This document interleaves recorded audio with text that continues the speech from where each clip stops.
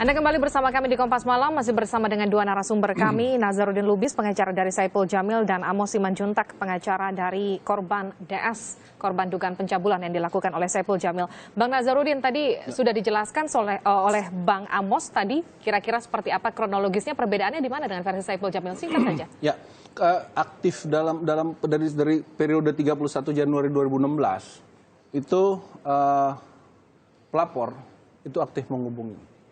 Ya, jumlahnya.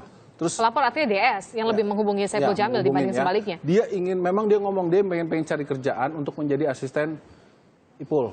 Ya, itu satu. Terus kedua, yang saya sangat kalau memang ini kita kronologis ya, kalau memang dia sebagai pelaku, katakan tuh pada saat dia habis terjadi pencabulan, dugaan pencabulan. Itu dia shock ya. Mbak tahu waktu habis kejadian itu siangnya dia bikin status di Facebook apa? Numpang tenar coy. DS? DS. Tanggapan Anda langsung Pak Mas? Ya kalau saya sih ya siapa mendalilkan dia harus membuktikan. Artinya begini, kalau misalnya dari saudara pengacara SJ mengatakan memang ada status seperti itu ya disilakan aja dibuktikan. Ya. Karena kita sudah siapkan 4 alat bukti untuk di persidangan. Oke, ya, lanjutkan dulu Pak Amos. Jadi kalau kita sebagai kuasa hukum dari DS ya hanya mengawal dan melindungi hak-hak hukum korban aja. Kalau kondisi DS sekarang seperti apa? Saat ini kondisi DS masih tahap pemulihan, Mbak. Jadi tadi siang saya dapat kabar dari senior saya, Bang Osner, saat ini mungkin dari KPAI sedang mencoba untuk merehabilitasi kejiwaan dan mungkin psikologi dari korban atau klien kami. Sudah mulai bersekolah? Sampai saat ini belum. Tindakan-tindakan pemulihan secara psikologis apa saja yang sudah dilakukan? Kebetulan tadi kita belum sampai ke situ ya karena saya baru dapat informasi seperti itu aja. Jadi saya rasa mungkin besok kita udah bisa kasih kabar.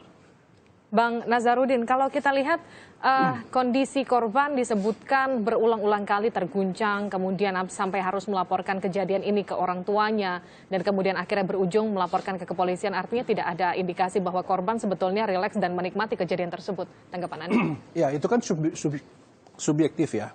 Ya.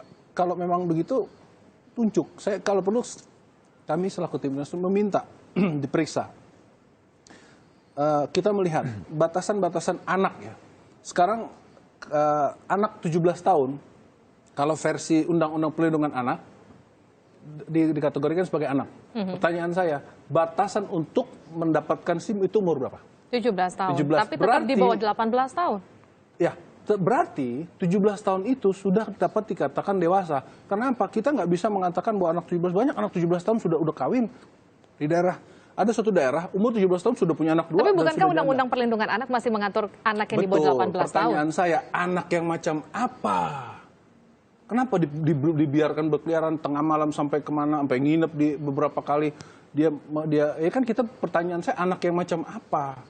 Anak yang macam apa Pak Amos? Jadi begini, kalau untuk pertanyaan seperti itu, jadi tadi saya udah jelaskan, DS ini adalah anak yang ekonominya menengah ke bawah. Jadi sudah biasa itu dari zaman dahulu kala kita ini anak membantu orang tua. Jadi kalau dia pun si DS ini pulang malam, dia mungkin itu hanya berupaya untuk menambah uang sakunya saja, ya. Dan untuk kembali kepada Undang-Undang Perlindungan Anak itu, undang-undang itu mengatur bagaimana supaya anak-anak kita di Indonesia ini terlindungi dari hal-hal percabulan yang membuat resah di masyarakat. Itu aja, Mbak. Bang Nazarudin, kalau kita lihat manuvernya luar biasa banyak. Ada pencabutan BAP yang dilakukan hari ini, ada upaya untuk penangguhan penahanan. Adakah upaya untuk pra-peradilan? Tidak terus kemungkinan kita ajukan itu. Karena apa? Apabila kita melihatnya tinggal menunggu persetujuan dari Ipul. Dan kita bisa membuktikan ada 4 alat bukti yang tidak bisa kita ungkapkan di dalam media, tetapi di dalam persidangan tempatnya itu. Dan itu nanti kan sidang tertutup ya asusila.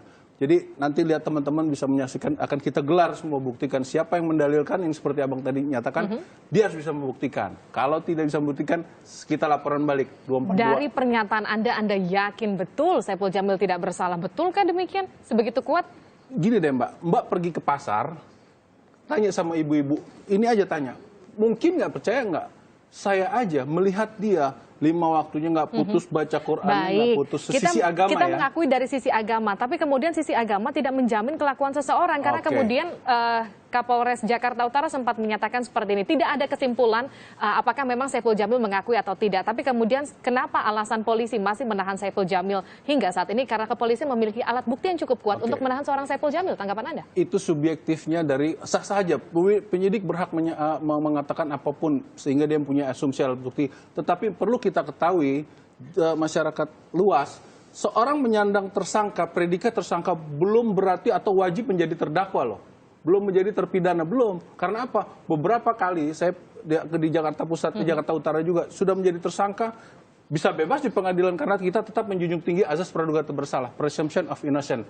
Kita contoh soal lagi, beberapa pejabat-pejabat kita sudah menjadi tersangka. Apa sekarang ada di pengadilan? Tidak. Karena apa? Belum cukup bukti untuk dilimpahkan ke persidangan. Artinya Anda merasa bukti yang dimiliki oleh kepolisian hingga saat ini pun memproses menahan Saiful Jamil ini masih belum cukup buktinya? Belum, Mas. Ya, kalau menurut versi saya, ayo kita buktikan sampai 120 hari. Begitu 120 hari tidak dilimpahkan ke pengadilan, dia harus bebas demi hukum. Karena apa?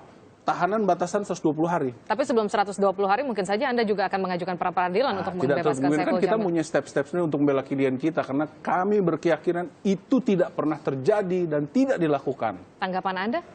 Ya, kalau tanggapan saya, kalau untuk masalah pra peradilan ini antara pengacara dari SJ dan pihak kepolisian ya, khususnya Polsek Kelapa Gading. Kalau dari kami berprinsip sebagai pengacara korban, jadi di dalam hukum itu ada suatu teori ekuivalen atau teori sebab akibat. Atau saya sederhanakan lagi, tak mungkin tak ada asap kalau tak ada api. Jadi dalam hal ini korban kami melaporkan kejadian ini ke Polsek Kelapa Gading karena ada apa? Karena adanya tindakan yang merugikan klien kami. Gitu loh. Jadi SJ ini kan merasa kok sampai begitu sih Bang Ipul yang selama ini saya hormati. Karena dia mungkin kecewa, akhirnya dia melakukanlah laporan itu. Setelah dia keluar dari rumah 4:30 pagi, lalu dia tenteng sepatunya untuk keluar menemui Sapam di perumahan setempat, akhirnya oleh Sapam ini pun diantarkan untuk membuat laporkan. Jadi itu aja. Tanyakan pada kliennya, itu benar nggak kayak gitu? Itu keterangan yang kita terima, Bang. Nggak apa-apa, nanti kita bisa buktikan di persidangan. Karena apa? Keterangan beliau, ya, yang melapor bukan beliau loh. Anda tahu nggak yang melapor siapa? Ya, itu yang keterangan yang diterima oleh kami. Iya, pertanyaan saya, membuat laporan tahu nggak siapa? Ya, itu terserah. Dalam hukum, siapa yang menjadi korban dia harus melapor kan? Nah, pertanyaannya, Anda tahu nggak itu? Satu. Kedua, kita punya bukan kan nggak perlu saya jabarin di sini. Nanti tunggu aja episode kedua, kita lihat di pengadilan. Kita tunggu episode kedua. Makanya sebentar, makanya gini, saya juga sangat setuju ya dengan statement yang pernah saya dengar, saya baca di artikel yang disampaikan oleh Kapolres Jakarta Utara, Pak Boli itu, ya memang benar bahwa dalam pasal 184 KUHP itu ada 5 alat bukti ya, selain ke pengaduan, selain adanya keterangan ahli, selain adanya juga